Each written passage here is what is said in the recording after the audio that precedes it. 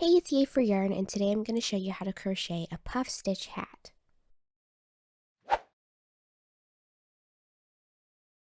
So the first thing you're going to need for this project is the free written pattern, which you can get by clicking the first link in the description box below, or you can purchase a large print ad-free printable PDF version of the pattern with a full photo tutorial in my shop. There is a link to that. That's the second link in the description box below. And the pattern contains all the information you need about how to choose a size, the different measurements for the different sized hats, and etc. So I will go ahead and run through the supply list here as well, but it is all in the written pattern. So obviously the first thing you're going to need is some yarn. This is some of my Knit Crate yarn. This is Knitology Glowing Worsted. So I have 100 grams of this, but this one is in the colorway Pachyderm. This is from, I think, July, the July Knit Crate membership. But point being, you need some worsted weight yarn for this. The amount will vary depending on the size that you're making, but this pattern is made in worsted weight yarn. Then you're also going to need a size I or 5.5 millimeter crochet hook. This is my wooden one from the Art of Siberia Etsy shop. I can put a link to that in the description box below because every time I use this, people say, hey, where'd you get your hook? So the link to that is in the description as well. And then I also have some scissors, a yarn needle or a blunt tapestry needle, and a measuring tape. And then I have one of these nifty little faux fur pom-poms. Now, the ones that I got are from Amazon. They have different kinds. You can get them handmade by people on Etsy and etc. And you can use any kind of pom-pom you like or no pom-pom at all. This is entirely optional. But the ones that I got have a little elastic loop on them. So if you are doing the faux fur pom-pom and if you are going to attach it the same way I am, you'll also need a hand sewing needle and some sewing thread that matches your yarn. And that is everything that we're going to need for this project. So let's get started. So this pattern contains 10 different sizes. So this goes from preemie to adult large. So you can make matching ones for everybody in your family, and that would be really cute. So what you need to do is you need to either be able to measure the wearer's head if possible, just to double check, but all of the sizes are kind of going by age. There's like a child small, a child medium, and a child large. Then, there's some baby sizes and a toddler size. So if you are going by just the label on the size, then you can choose a size that way. But if you can, I recommend measuring the wearer's head so that you can know for sure what their head size is as far as the circumference of the head, and then you'll be better able to choose the right size for that person. So I am going to be making the adult small for this tutorial, and a lot of the steps or the concepts are exactly the same in all the different sizes. The only difference is that in the adult small or in, no matter what size you're doing, the different sizes have different numbers of rounds for the crown of the hat before we move into the decorative parts. So some of the sizes will have an extra round on them as far as, that's just for that size, which is designed to get the stitch count to a specific number that you can't do by just, repeating the same type of increase round again, because it will give you too many stitches. So we'll explain that more later. But I'm going to start by leaving a yarn tail. I'm actually going to leave a longer yarn tail so that I can stitch through my elastic loop on my pom-pom later. And then I'm going to chain 4. So this is the ring of chain stitches I was talking about. I'm going to find the very first chain stitch that I made and slip stitch into that. So now we have a little ring of chain stitches where we can work our first round into. Okay, so here's the next thing that you need to be aware of. I am not using a turning chain or a starting chain in this pattern. This is not worked in a spiral either. So because we have a band of decorative stitching around the outside, we cannot work in a spiral, or else we would get a jog or a kind of like where the decorative band wouldn't match up at the end, because we're going, if we were doing that, we would be going in a continuous spiral. So the problem with working in individual rounds where you chain, go around, and then join to the top of the first stitch, then you get a line or a seam of turning chains or starting chains and slip stitches. So I'm going to be using my favorite method for working in the round, which is the invisible join, and it uses the chainless starting stitches and the invisible slip stitch to get a completely invisible join with no seam, no turning chains or starting chains, and that is the method I'm going to be using for this pattern.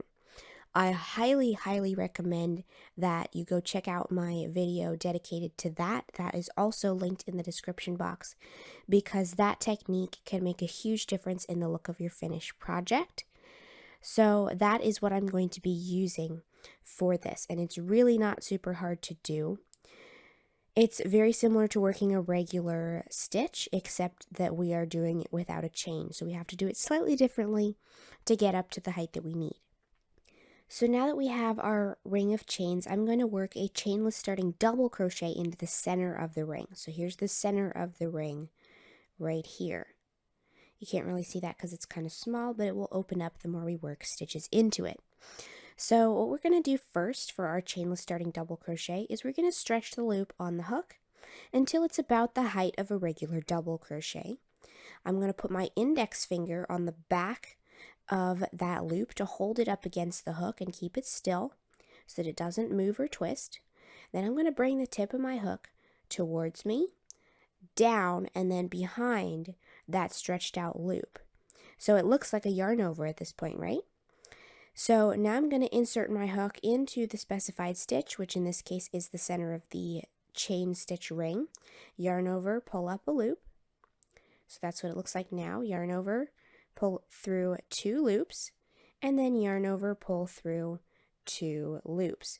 So now we have a regular looking double crochet that started without a starting chain. So these aren't too hard to work into once we get around to the beginning, but we are going to now put 11 more double crochet, regular double crochet, into the center of the ring. Alright, so now I have my 11 more double crochet, and we are going to join into the top of the chainless starting double crochet with an invisible slip stitch. Now this is not too hard to do. It's really not that much harder than a regular slip stitch. It just has an extra step in it. So for this invisible slip stitch, I'm going to stretch the loop on my hook and let go of it. Then I'm going to come over here to the top of my chainless starting double crochet. And we can see how the top of that looks just like a regular stitch. I'm going to insert my hook into those 2 loops of the top of that stitch from back to front. Then I'm going to grab that stretched out loop and pull it through from front to back. So this might not look like a big deal right now, but this really does help eliminate that seam of starting chains and slip stitches that we would normally get if we were working in individual rounds up the side of a hat. So that is round 1, and you should have 12 stitches total, including the chainless starting double crochet, not including the invisible slip stitch. The invisible slip stitch never ever counts as a stitch in your round, but the chainless starting double crochet always does. Alright, so now that was the end of round 1, and we're going to move on to round 2. So for round 2, I'm going to do the same thing again. I'm going to chainless starting double crochet in the same stitch. So that means I'm going to stretch my loop on the hook, hold on to the back of that loop with my index finger, bring the tip of the hook towards me, down and behind the stretched out loop, insert my hook into the top of the same stitch, which is basically the chainless starting double crochet from the row below. Yarn over, pull up a loop, yarn over, pull through 2 loops, yarn over, pull through 2 loops. So there's my chainless starting double crochet. And now I'm going to work another regular double crochet in that same stitch again, because we are doing increases to make the hat larger than just this little tiny circle that we've got. So I've got my chainless starting double crochet in the same stitch that I slip stitched into it, or invisible slip stitched into at the end of the previous round. Then I put another regular double crochet in the same stitch, and now I'm going to work 2 double crochet in each of the next 11 stitches. So in each stitch I am working 2 double crochet, which increases the stitches in every single stitch. Alright, so there's the last stitch. And now we are going to join into the top of the chainless starting double crochet from the beginning of the row, and we're going to join with that invisible slip stitch. So again, I'm going to stretch the loop on my hook and let go of it. Then I'm going to grab the top of the chainless starting double crochet from the beginning, insert my hook into both loops of that, oops, I split it. There we go, chainless starting double crochet from back to front, and then pull this loop through from front to back.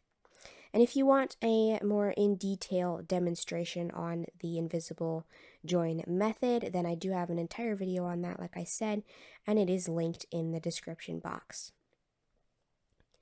So that is the end of our round 2. So now we're going to move on to round 3. For round 3, I'm going to work a chainless starting double crochet in the same stitch, which is the chainless starting double crochet from the round below. And then I'm going to work 2 double crochet in the next stitch.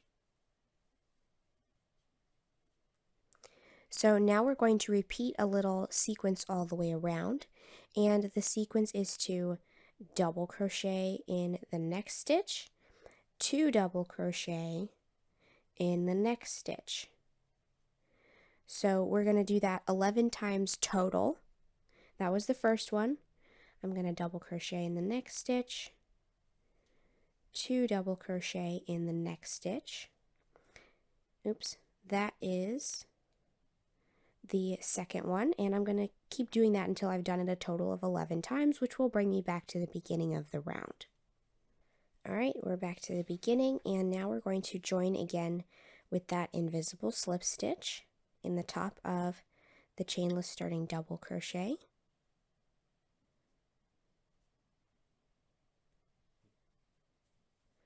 And now we can move on to round 4, except for some of the sizes, for the baby, some of the baby sizes, we're going to stop here, and some of the baby sizes have an extra round with fewer increases in it, and that helps get to the correct final stitch count.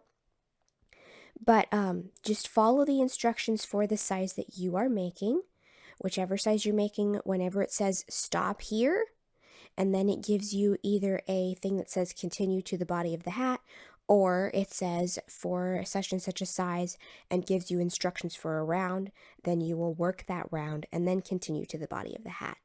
So I'm going to keep going because I'm making the adult small. So now I'm going to move on to round 4. So for round 4, it's very similar to the previous one. We're going to chainless starting double crochet in the same stitch, and I will say here that if you have a hard time with your chainless starting double crochets looking even, if they start to get kind of loose looking and make the invisible join not so invisible, then you need to shorten the length that you're stretching the loop to before you begin the stitch, because that is what determines the tension of the stitch, since we're not actually pulling the yarn from the skein to work that first bit of the chainless starting stitch. So anyway, we did a chainless starting double crochet in the same stitch. I'm going to double crochet in the next stitch and work 2 double crochet in the next stitch. Alright, so now the little sequence we're going to repeat for this round is to double crochet in the next 2 stitches, and then 2 double crochet in the next stitch. So I'm going to do that all the way around. Double crochet in the next 2 stitches and 2 double crochet in the next stitch. Alright, so that's the end of my round, and I'm going to work that invisible slip stitch to join.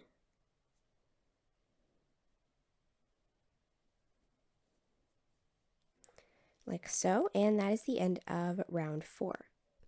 So at this point, we are also going to have some of the sizes either stop or have an extra round that only applies to that size for the specific number of increases needed for that size.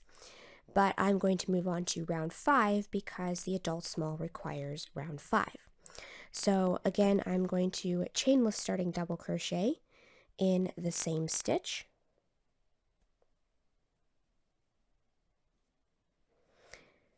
So again, I'm going to chainless starting double crochet in the same stitch. Then I am going to double crochet in the next 2 stitches and work 2 double crochet in the next stitch. So now the little sequence that we're going to repeat for this round is to double crochet in the next 3 stitches and work 2 double crochet in the next stitch. So I'm going to do that all the way around. Double crochet in the next 3 stitches and 2 double crochet in the next stitch. Alright, so I'm back around to the beginning, and now I'm going to join with the invisible slip stitch.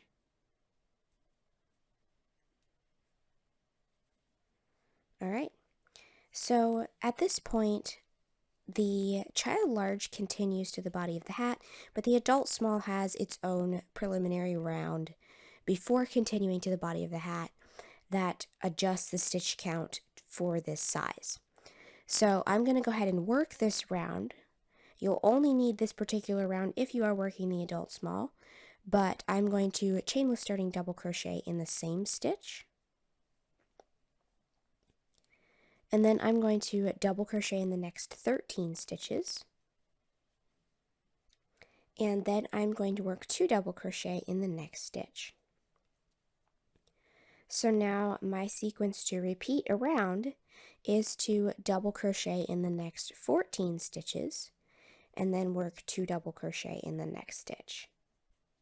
So there was 14, and then I'm going to work 2 double crochet in this stitch. So I'm going to keep repeating that till I get back to the beginning. Alright, so I'm back to the beginning. I'm going to join with the invisible slip stitch, and then for the size that I'm making, it says to move on to the body of the hat. So the body of the hat is the straight section where there is no increasing and there is no shaping left. It's just straight, and that is what brings the hat down around the head as opposed to just being a big flat circle that goes on top. Alright, so here is the crown of my hat finished, and I have worked all of the increase rounds for the size that I'm making. So when we get to the part that has the decorative stitches, that part has no shaping in it at all. So now what we need to do is we're going to create kind of a little ridge of the tops of these stitches. We're going to make a little ridge that is going to create like a divider between the double crochet and the decorative stitch pattern. And to do that, to create that little ridge, we're going to use the knit look technique. I have a separate video on that if you want to check that out as well. I will link that in the description box. And what we're going to do is we're going to work into the third loop of this round of stitches to make both strands of the tops of these stitches kind of pop forward and sit on the surface of the fabric. So we're going to start this round with a chainless starting single crochet because this is a single crochet round. But in the pattern, I'm not calling it a chainless starting single crochet because a chainless starting single crochet is just stretch the loop on your hook and work a regular single crochet. Since we're only using it once, That's just what I'm calling it. Stretch the loop on the hook and work a regular single crochet into the specified place. So if you look at the top of the stitches here, we have a front strand and a back strand of each stitch. And normally we would insert into both strands, or the back strand only, or the front strand only. In this particular instance, we're going to ignore both strands of that stitch, and we're going to turn the top of the stitch kind of forward a little bit, and we're going to look at the third loop, which is a third strand of yarn. Here's the front strand, the back strand, and then there's another strand of yarn on the back of the stitch that is horizontal, kind of runs parallel to the two that are on the top. And if we look at it from the front, you can see that third loop right here peeking through between the stitches. That's the strand we're doing. So if you look at it from the front, there's two strands at the top, then there's another strand that connects between the two stitches below the top two strands. Flip it over and look at it from the back. That's what we're working into. So the chainless starting double crochet from the previous round also has a third loop, and we're going to be working this round into the third loop. So I'm going to stretch the loop on my hook and work a regular single crochet into that third loop of the same stitch, like so. And then I'm going to come to the next stitch and work a single crochet in the third loop. Like I said, the video that explains this in more detail is in the description box. So I'm going to again come to the next stitch, find that third loop on the back, single crochet into that. So this is going to create, as you can see, it's starting to make the tops of those double crochets kind of tip forward so that they are on the surface of the fabric and not in the fabric. They're not worked into the fabric. So I am single crocheting into the third loop of every stitch all the way around until I get back to the beginning. All right, so I'm back around to the beginning, and you can kind of see here how that my invisible join from the previous round looks like it's coming undone. It's really not. It's just that the top of that loop has just slid a little bit back down into the stitch below. And we're going to lift it back out anyway to do our invisible join into the first stitch of the round. So there's the invisible join. And that is round one of the body of the hat. So this creates kind of our little divider between the double crochet and the rest of the decorative stitches. And now we're going to move on to round two. So for round two, we are working a kind of a puff stitch pattern that will continue to a point, and then we're going to work another band of this third loop technique so that we get another divider on the other side of the puff stitch. So on round two, we are going to be working puff stitches with a chain space in between and kind of staggering them. And it might seem, from the way that the pattern is described, since we're going to chain two, skip one, and then puff stitch, it might seem like you should only chain one instead of chaining two, and normally that's how we would do this, but we want the stretch of this puff stitch section to be matching as far as equal amount of stretch as the rest of the hat. And if we do only a chain one in between the puff stitches, then it won't have enough give in it to stretch with the rest of the hat. So we're going to be chaining two, and each chain two is going to count as one stitch when we count all of the stitches in our round. So I'm going to stretch the loop on my hook, and I'm going to work a puff stitch in the same stitch that my loop is coming from. So to work that puff stitch, I'm going to insert my hook into the top of the stitch, yarn over, pull up a loop. And you want to you don't want to keep your loop like down here close to the previous row. You want it to kind of lift up. And then we're going to yarn over, insert into the same stitch again, yarn over, pull up a loop, then yarn over, pull through all four loops on your hook. So now I'm going to chain two, skip one, because that chain two is counting as a single stitch as far as the chain space, because we want it to have enough stretch. And then I'm going to puff stitch in the next stitch. So again, I'm going to insert my hook into the stitch, yarn over, pull up a loop, yarn over, insert into the same stitch again, yarn over, pull up a loop, yarn over, pull through all 4. So again, I'm going to chain 2, skip 1, and then puff stitch in the next stitch, chain 2, skip 1, puff stitch in the next stitch. And we're going to keep doing this all the way around till we get back to the beginning. Alright, so that is my last puff stitch. I have 1 stitch left in between my current stitch and the first one of the round. I'm going to chain 2, and then I'm going to work a regular slip stitch into the top of the puff stitch. So if we look, the top of the puff stitch is kind of on the side, but it looks just like a regular stitch. And I am using a regular slip stitch here because the slip stitch is going to get covered with the way that we're going to begin the next round.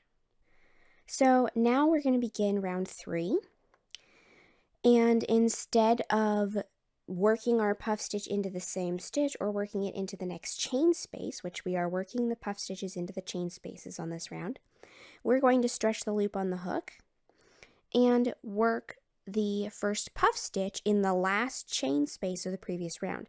So we're going to kind of slide over here to the right. If you're right-handed, if you're left-handed, it would be in the opposite direction. But instead of going forward with my next puff stitch and putting it over here, I'm going to put it in this very last chain space. And what that will do is that will kind of cover up our join, and it helps to keep it consistent. So then we don't have to slip stitch forward into the next chain space to begin our round, which would be more conspicuous. So I've stretched the loop on my hook and I have worked a puff stitch in the last chain space of the previous round.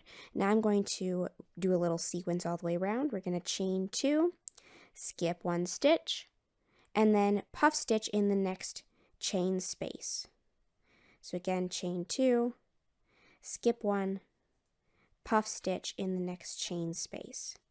Chain 2, skip 1, puff stitch in the next chain space. And we're going to do that all the way around. Alright, so we're back around to the beginning. Our first puff stitch of the round is right here. And again, I'm going to chain 2, skip that last puff stitch from the previous round, and work a regular slip stitch into the first puff stitch of the round. So this is kind of a glimpse at what our puff stitch fabric is going to start to look like.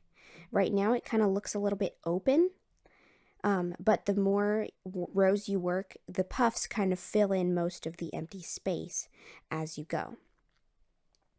So I'm going to continue repeating round 3 for the puff stitch section, and the number of times that you're going to repeat round 3 will depend on the size that you are making. But for the size that I'm making, which is the adult small, I'm going to repeat round 3 7 more times after the ones that I've already done.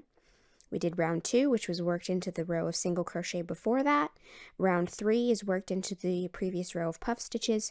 Now I'm going to repeat round 3 7 more times after what I've already got here. Alright, so I have finished repeating round 3. And now we're going to move on to round 4, and this is a round of half double crochet. And the reason we're doing this as a round of half double crochet as opposed to the single crochet that we did down here is because a row of single crochet does not have a third loop, and we're going to create another one of those dividers. So to have a stitch with a third loop, we need to use a half double crochet for that. So now we are going to work a round of half double crochet, and then we'll work the round after that into the third loop so that it will make those half double crochet stitches pop forward. So for round 4, I'm going to chain 1, half double crochet in the same stitch. And I will mention here that if you are familiar with and use the chainless starting half double crochet, go ahead and use that here if you want to. The only reason I am not, making that change to this pattern and using a chainless starting half double crochet is because it's only going to be needed once. So just to simplify things, I'm going to use a chain 1, half double crochet in the same stitch. And then we're going to half double crochet in the next chain space, and then half double crochet in the next stitch. So as I mentioned before, those chain 2 spaces are only supposed to count as one stitch, so we're only working 1 half double crochet into the chain space and 1 half double crochet into the puff stitch. So I'm going to keep doing this all the way around, working a half double crochet in the next chain space and half double crochet in the next stitch. Alright, so I'm back around. I've got 1 chain space left. I'm going to work a half double crochet in that chain space, and then I'm going to join with the invisible slip stitch. And because of what we're going to do on the next round, that little chain 1 that we started with will be pretty much hidden completely. So there is our round of half double crochet. And now we're going to move on to the next round, which is round 5. So for round 5, this is a round of double crochet in the 3rd loop. So I'm going to stretch my loop on my hook and work a chainless starting double crochet in the 3rd loop of the same stitch that my loop is coming from. And the half double crochet also has a 3rd loop, just like the double crochet. It is slightly easier to find. You can kind of see that right there. Here's the front loop, the back loop, and then the 3rd loop is right there. So I'm going to double crochet in the 3rd loop of each stitch around. All right, so there's my last stitch.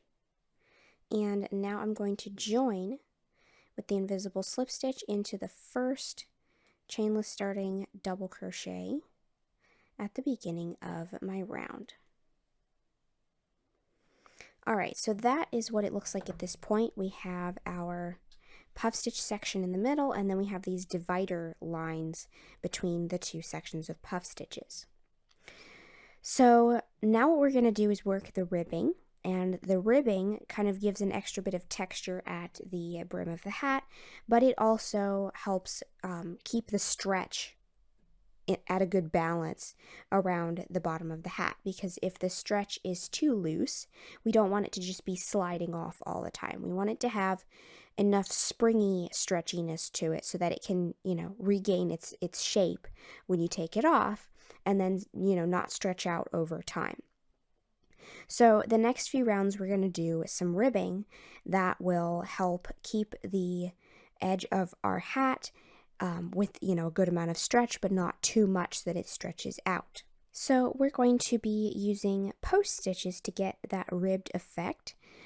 And so for round 6, we are going to stretch the loop on the hook and work a chainless starting double crochet around the front post of the same stitch. So the front post means that we are going to insert the hook on one side from front to back and then come up behind the stitch from back to front, so that our hook is kind of just going behind the post of the stitch.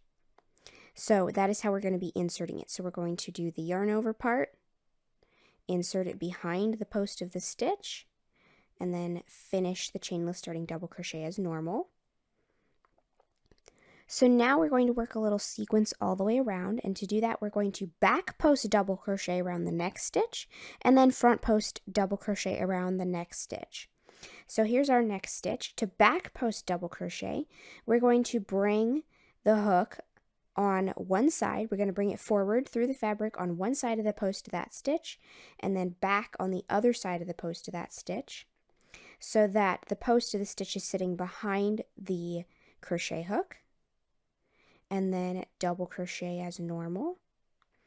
And then for the front post double crochet, again, we're going to insert it from, so that the needle is going behind the post of the stitch. The post of the stitch is in the front, and then we double crochet into that. So again, back post double crochet means that we're going to bring the crochet hook in front of the post of that stitch, like so. And then for the front post double crochet, we're going to bring the hook behind the post of that stitch. So I'm going to repeat that little sequence of back post double crochet in the next stitch and then front post double crochet in the next stitch all the way around until I have 1 stitch left in my round. Alright, so I'm down to the last stitch, and I'm going to back post double crochet around that last stitch. So now I'm going to go ahead and join into the top of my chainless starting double crochet with the invisible slip stitch. Alright, so that is round 6, and what it does is even though that first round, round 5, was plain double crochet, the post stitches on round 6 kind of make those plain double crochet pop out and recede to get that ribbed effect. So now, depending on what size you're making, we're going to be repeating round 6. But for the size that I'm making, which is the adult small, I'm going to repeat round 6 2 more times. Alright, so I have finished repeating round 6, and that is the end of my crochet part of the hat. So now what I need to do is cut the yarn. I'm going to leave a 6 to 8 inch tail and cut the yarn, and now I'm going to tie off as normal. And the great thing about when you use the invisible join, when you tie off and you pull that tail through the loop on your hook and you pull on it tight, the knot that it creates when you pull that through sits behind the edge of the work. So it doesn't sit on top of the edge, and it doesn't create a real conspicuous join there, but it sits behind the edge. So then once I weave in this tail, you won't be able to see. I mean, it will be very difficult to find the point where you've tied off, except if you're trying to like feel for the knot. But just looking at it, you won't see a obvious place where it was joined. So here is the hat at this point. Now, if you want to, you could leave it as is, but of course I'm going to add my pom-pom. So what I'm going to do is first I'm going to use the yarn tail that is up at the top of the hat. It's actually on the inside, but I'm going to bring it out. And I'm going to use the yarn tail first to stitch around the little elastic loop. And then I will go ahead with my hand sewing needle and just do kind of an extra security stitching around the edge just to make sure that it doesn't come off. So I am going to find the tail on the inside of the hat. I'm done with the crochet hook for now. And I'm going to get out a yarn needle. I like one with a bent tip. And you kind of want like an eye that's appropriate size for the yarn that you're using. So I'm going to take this yarn tail and I'm going to thread it into my yarn needle. This is the one that is on the inside of the hat, and bring it through the little hole at the top to the outside. So this is what we're going to use to stitch our pom-pom on. So I'm going to be taking stitches around this little elastic loop and make a little ring of stitches around the middle of the hat. So I'm going to bring my needle through the elastic loop and then come down just outside of the hole in the middle of the hat. Then I'm going to come over a little bit further from where I just was. And then I'm going to grab the elastic loop again and then come down a little further. We're just kind of going around in a circle. We want to try to keep the fluff out of our stitches because we don't want those to get caught in the stitching. So again, I'm going to move over a little bit around the circle. Then I'm going to grab that elastic loop and bring the needle back down a tiny ways over. And I'm just going to keep doing this again and again until it go all the way around. But I got to make sure that if any fuzz gets pulled through to the inside of the hat, I'm going to pull it out of the way. So again, I'm going to come up next to the hole, grab the elastic loop, and then bring my needle back down just a little further over. So I'm going to keep doing this until I get all the way around the elastic loop, and then I will show you what I'm going to do next. Alright, so that is pretty much the last stitch of the pom-pom stitching. I've made it all the way around the elastic loop, but as you can see, this is still very floppy. So I want to secure mine down further around with my sewing thread so that it kind of stays still a little better on the top of the hat, because right now just the elastic loop alone is not a tight or secure enough hold to keep it on there. So I'm going to go ahead and come to the inside of my hat. I'm going to pick up a strand of yarn, wrap my working yarn around the needle to make a knot, and pull it through. So once I'm done, I will go ahead and weave in both of the yarn tails, but for the moment, I am going to take my sewing thread and stitch the pom-pom down a little better. Now, this is the closest color thread that I have to this yarn, but if you don't have the exact shade or the exact color of thread to match your yarn, it is recommended to use a darker color as opposed to a lighter color. If, you know, whatever the closest thing you have, it's better if it's a little darker than the actual thing that you're sewing on it, because it will blend in better. If this were a couple shades lighter than the yarn, then it would kind of be more obvious. So what I'm going to do is I'm going to start by making a knot in the end of my thread. I have waxed this thread just to make it glide through a little easier. And I'm going to come up here to the pom-pom first, because this is made of like a faux fur type of material that is not, it doesn't have as big holes in it as crochet does. So I'm going to come up to the center of my pom-pom, and I'm going to make sure that it's going in through the fabric part, bring my needle out a little further from the center so that that knot has something to catch on. So now I'm going to bring my needle down further, and I'm going to pick up some yarn or part of a stitch or whatever over here that's about the same distance from the center as what I just took in my stitch into the pom-pom. Then I'm going to pull that tight. It's going to come undone because this is only the first one, but as far as, you know, stretched out.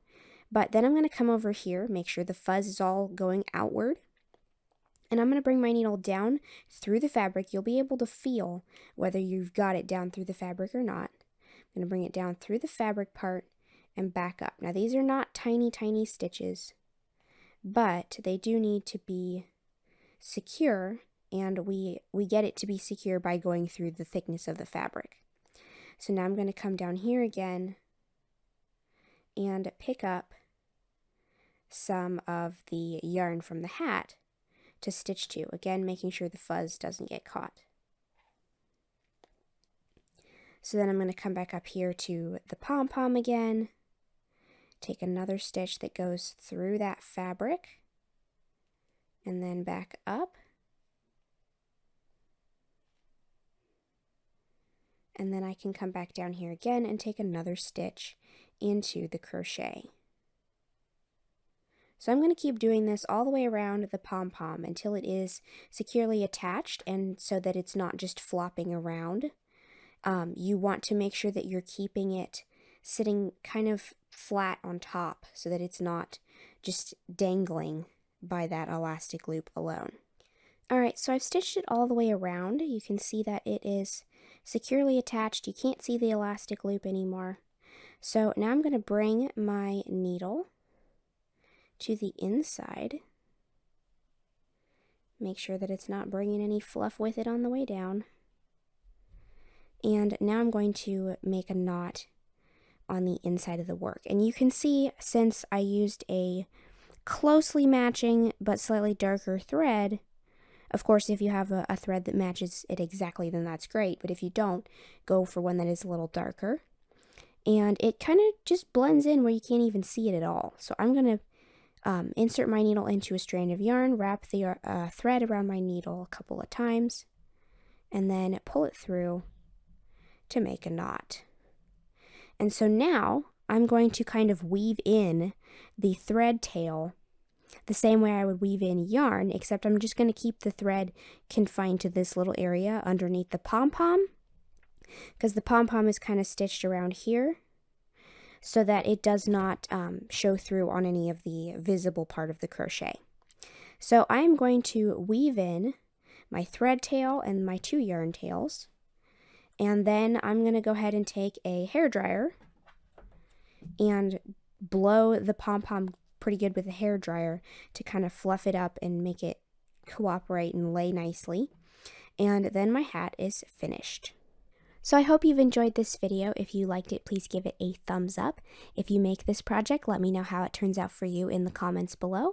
And don't forget to subscribe, making sure you click the little bell next to the subscribe button to be notified of new videos. Thanks for watching.